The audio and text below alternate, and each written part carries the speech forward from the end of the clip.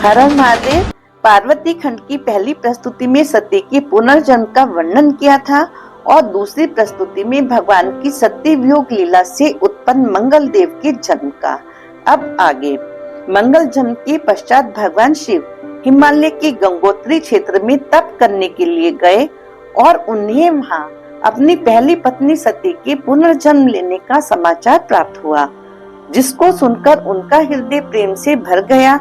लेकिन अपने मन को एकाग्र करके वो तप में लीन रहे।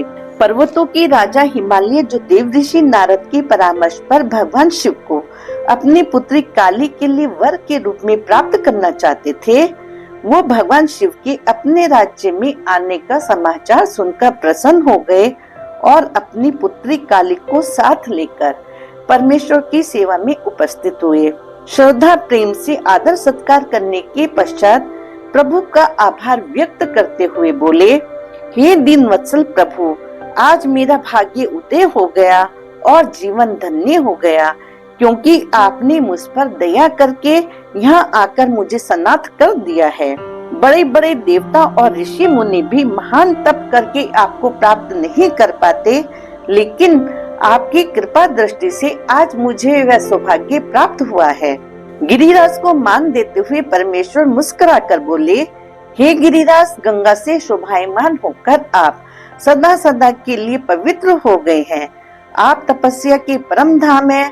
ऋषियों, मुनियों, देवताओं, महात्माओं तथा राक्षसों को भी सदैव आश्रय देने वाले हैं।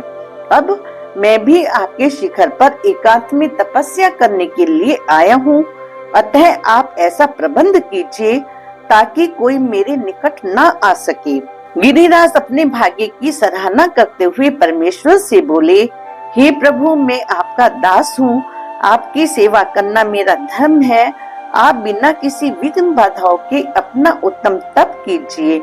हे परमेश्वर, मेरी पुत्री काली आपकी सेवा करना चाहती है। मैं अपनी पुत्री काली के साथ प्रतिदिन आपकी सेवा में आना चाहता हूँ।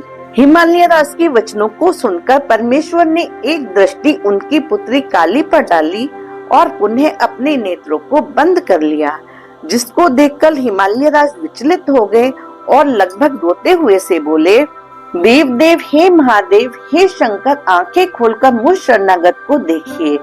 मैं जानता हूँ समस्त श्रुतियाँ भी आपकी महिमा का पार नहीं पा सकती, फिर भी हे नाथ, मुझे अपनी कन्या के साथ अपनी सेवा का अवसर दे दीजिए।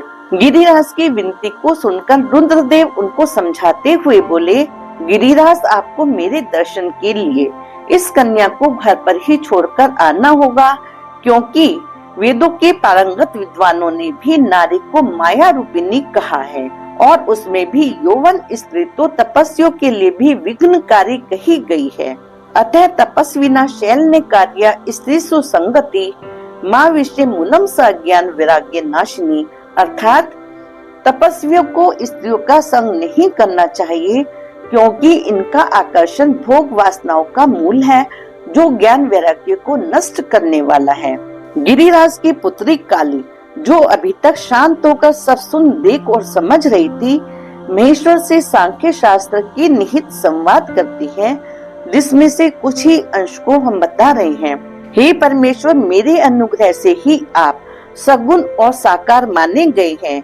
आप जितेंद्रिय होकर भी प्रकृति के अधीन रहते हुए नाना प्रकार के कर्म करते हैं। हे शंकर, यदि आप प्रकृति से परे हैं और आपका वचन सत्य है, तो आपको मेरे समीप रहने पर भी डरना नहीं चाहिए। भगवान रुद्र काली के वचनों से प्रभावित होकर काली से बोले, सुंदर भाषण करने वाली, हे गिरिजे, यदि आप सांख्य शास्त्र को जानते हुए ऐसा बोलते हैं, तो आप मेरी सेवा में आ सकते हैं, परंतु वह सेवा शास्त्र निषिद्ध नहीं होनी चाहिए। इस प्रकार अनेक लीला करने वाले भगवान रुद्र ने अपनी सेवा के लिए काली को अपनी सेवा में आने की अनुमति दे दी, क्योंकि धैर्यशाली तथा परम तपस्वियों का यह महान धैर्य ही है, जो विघ्न कारक वस्तु को धारण करके भी विघ्नों से नष्ट नहीं होते। कहने का तात्पर्य है कि सच्चे धैर्यवान और परम तपस्वी प्रतिकूल परिस्थितियों में भी विचलित नहीं होते, अपना संयम और आत्मबल बनाए रखते हैं। सेवा की अनुमति मिल जाने पर त्रिभुवन सुंदरी काली पूरी निष्ठा और समर्पण से प्रतिदिन रुद्रदेव की सेवा करने लगी। सखियों के साथ मिलकर पूजा के लिए फल फूल कुशा और समिधा भी स्वयं लाती थी तथा आश्रम की साफ सफाई भी स्वयं करती थी। इस प्रकार सेवा करते करते बहुत समय बीत गया। तब एक दिन भगवान रुद्र काली की सेवा से दयालु तो हो गए, लेकिन मन में विचार करने लगे कि जब यह तपस्या करके अपना गर्व बिल्कुल नष्ट कर देंगी तभी मैं इनका पानी ग्रहण करूंगा। दूसरी ओर परमेश्वर और परमेश्वरी को एक दूसरे के प्रति आकर्षित न होता देखकर देवता परेशान हो गए और इसी कारण इंद्रदेव ने उन दोनों में आकर्षण उत्पन्न करने के लिए अपने साथी कामदेव को उनके पास भेजा। रुद्रदेव की माया से मोहित कामदेव ने अपने साथी बसंत के साथ मिलकर जैसे ही परमेश्वर पर बाण छोड़ने का प्रयास किया, वैसे ही रुद्रदेव ने मन के विचलित होते ही शंका युक्त होकर सभी दिशाओं में अपनी दृष्टि डाली और वाम भाग में बाण छोड़ते कामदेव को देखकर क्रोधित हो गए तथा अपने ललाट के मध्य भाग से आग की ज्वालाएं निकालकर कामदेव को जलाकर भस्म कर दिया। एक बार पहले भी रुद्रदेव कामदेव को ऐसा दुस्साहस करने पर क्षमा कर चुके थे, जिसका जिक्र हमने अपनी प्रस्तुति शिव विवाह के पीछे ब्रह्मा जी का क्या उद्देश्य था में किया था।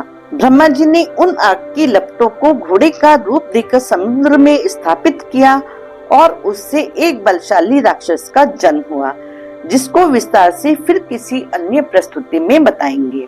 कामदेव को जलाकर भस्म कर देने के पश्चात रुद्रदेव वहां से अंतर्ध्यान हो गए और काली डरकर अपने माता पिता के पास चली गई।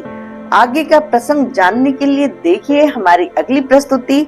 हर हर महादेव, जय मां जगजननी।